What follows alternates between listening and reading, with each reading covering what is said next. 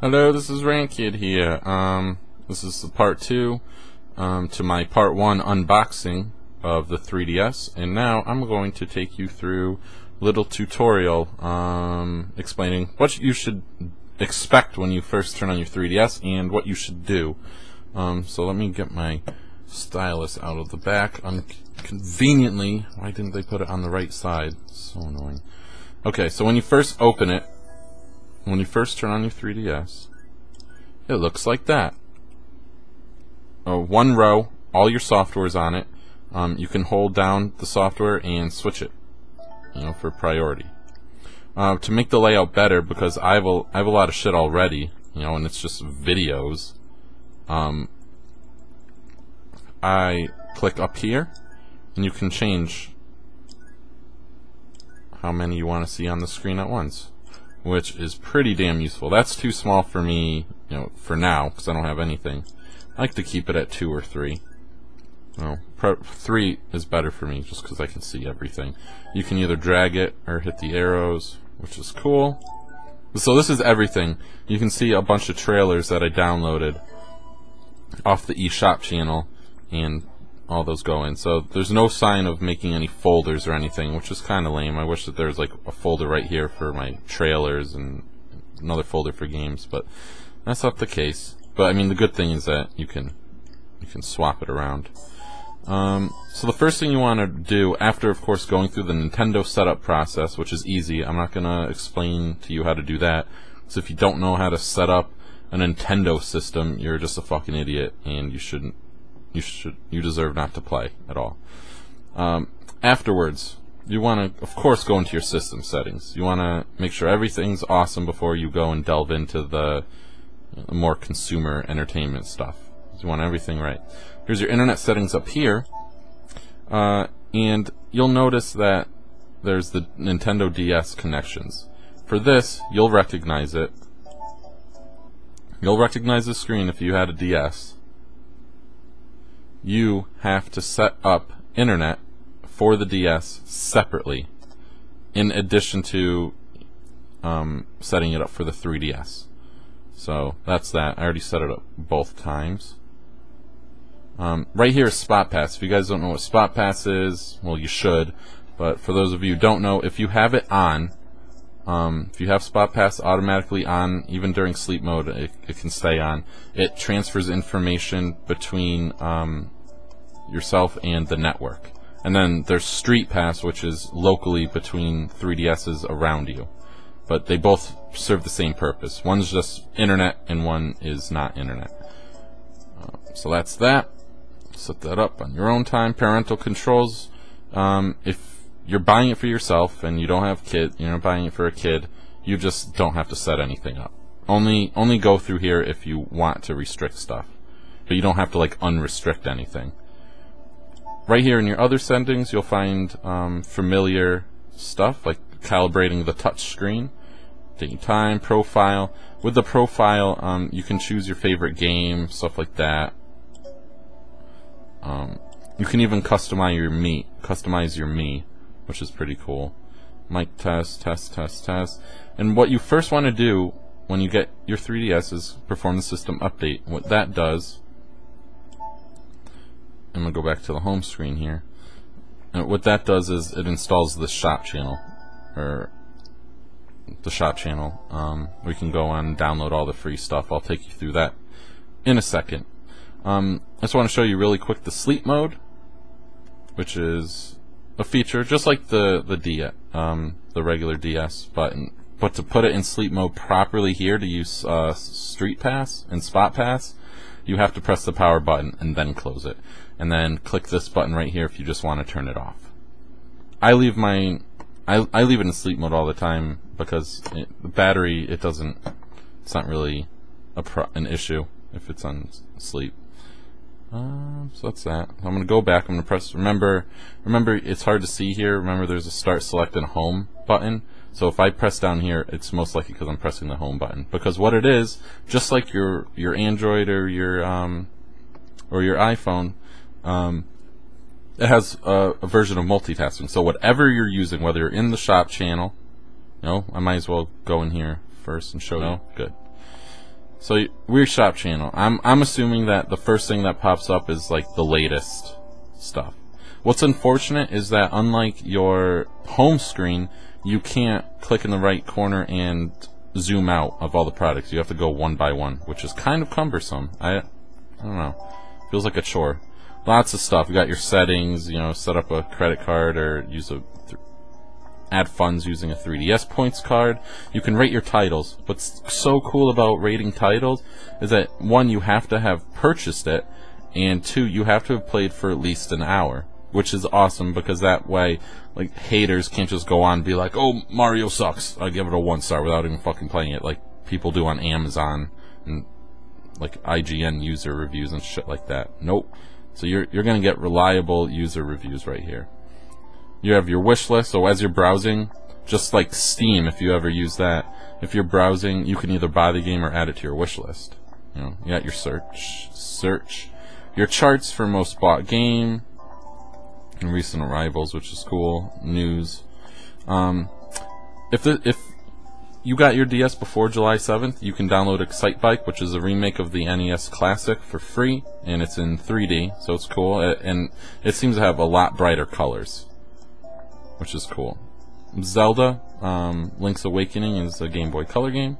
Pokédex 3D, pretty awesome. It's free, forever, and basically you start off with like 10 Pokemon from Black and White, and then you have to get the rest of the Black and White Pokemon, you know, whether you scan stuff or I don't know. There's lots of ways to do it, I guess.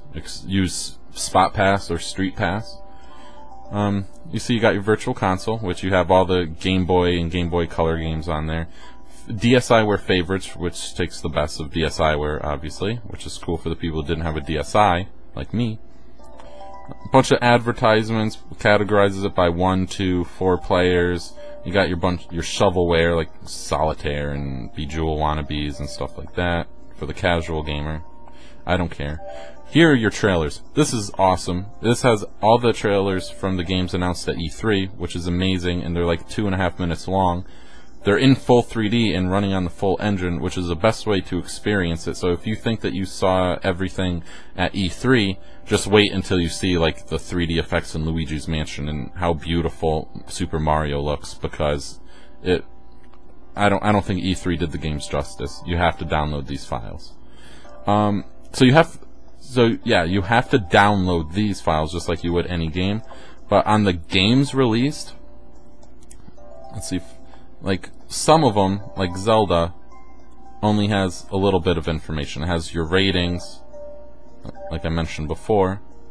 You can see, you know, it's pretty much like Amazon. Obviously, people love the shit out of Link's Awakening DX. If you go in here to more details, you get pictures. Blah blah blah. Sometimes, I forget which ones. It sucks that I can't remember. But some of them stream video, which is absolutely awesome. Okay, so now that that's out of the way, what I'm going to show you right now is the multitasking, which you press home. If you're in any software, whether you're playing a game, no matter what you're doing, you press the home screen, and up comes your home screen, and you'll see in the top corner right here that it shows you what software is suspended, which is awesome. You press home to resume, jumps right back into it. And remember, this is the same thing as a game too. Remember, when the PlayStation 3 first launched, you weren't even able to do that. So you can see how far handheld gaming has come. And I wonder what Vita will do. Now I see what Nintendo does with all this. So let's say I'm playing a game instead of the eShop channel, and I can't remember where the dungeon is. I can take little game notes right here. You know, I wrote a note right here before. You can make another one. So, and then I can save that, and then I'll remember that forever. I can't think of a good example for why maybe in puzzle games especially, Professor Layton, you're probably going to want to buy a shit, or not buy, you're probably going to want to make a shitload of notes to remember stuff, or for the math equations, you can write it down. Because I was using scrap paper on some of the math problems in Professor Layton for DS, so that'll be so awesome. You can save it. You got face raiders. What face raiders is is you take pictures of yourself with the front and rear cameras, which I'll show you, and it puts your face on here and like animates and stuff. It's really awesome. It uses the augmented reality and the gyroscope to and the accelerometer to look around the room. Like you have to actually look around the room and then shoot like your face. And all the cool thing is that all the pictures with the face recognition, if you just have a shitload of pictures, they'll appear randomly in games like this and other software that's coming out and stuff. Obviously you have your Mii creator. You all have a Wii, you know how to make a Mii. I'm not going to show you how to do it, but the interface is nice. It's easier to use than the Wii because everything's touchscreen. It makes everything easier. The activity log is really awesome. Now what I did right there, I should have slowed that down, is that when I decided to go into the activity, it asked if I wanted to close the shot channel. So you can't run all of them at once. You can only run 2 at a time. You can suspend 1 at a time. Right here, this is your accelerometer, which counts your steps, kind of like what the Pokewalker did in that separate thing that you had to buy for the 3DS. Titles played, they need to fix that because I haven't played 21 titles. I've only played Excitebike, and what it's counting is just software. So whether you're watching a video or it's probably counting the fact that I played, that I opened up activity log. That probably counted that as a title. It's just stupid. So you have your records, you know, for different users, stuff like that, and you can view your software library and go. It's kind of like a book. It's pretty cool. You just click on whatever, you see time played. So it keeps very good track of what you're doing. So if your little fucking brother decides he wants to steal your 3DS, you'll know, red-handed. Pictures, take 3D pictures, which works really well, and 2D, obviously. But it's really cool to see the 3D work in real life. Music is pretty awesome. I don't know how I'm doing on time, so I apologize for the lateness of it. This would be the last thing. See, it's saying, do you want to close out the activity log? And by the way, all this animation, if you keep the 3D slider on, just about everything up here is in 3D, which is awesome. You can obviously have a lot of recordings that all get saved to your SD slot. And that's easy as that. Hello, this is RainKid here, and I'm doing a tutorial, and you guys love it. So I save it, and then you can go back into it and edit it. And there's 2 things you can do. The right set of options just has you sound like a parakeet. See? Or electric fan, low harmony, just silly things. Sound like a trumpet. It's really stupid. But this is cool because you have an XY axis up and down. The Y axis has the pitch, and then right to left is the speed. So you put it anywhere on the grid and that's it, and then you can save it. That's the new file. It won't overwrite the old one either, which is really awesome. So I don't think I'm missing anything significant here. Oh, a couple more things really quick. Your manual is awesome, especially if you give it to someone young and doesn't know how to use it. What's cool is that any piece of software, let's see, I go into my Pokédex. What's cool about it is that it has its own manual, so you don't even have to open up the software in order to get that piece of software's manual. So I'm in Excitebike, you go to manual, and then you get exclusive instructions for Excitebike. Really awesome. So you don't have to scroll through a bunch of shit every single time. And then, last but not least, your friends list. Little thing right up here. Again, they ditched the whole multiple friend code system like the Wii has. You just have one friend code, you exchange it, and that's that. Your friends will show up here. You can write a status message, you can have your favorite title, and they can see all the games you played, stuff like that. It's all really awesome. So enjoy. If you have any questions, send me an email, send me a comment, or not an email, send me a private message. And that's about it. It's pretty fucking awesome. Now all I need is games, and it'll be worth having.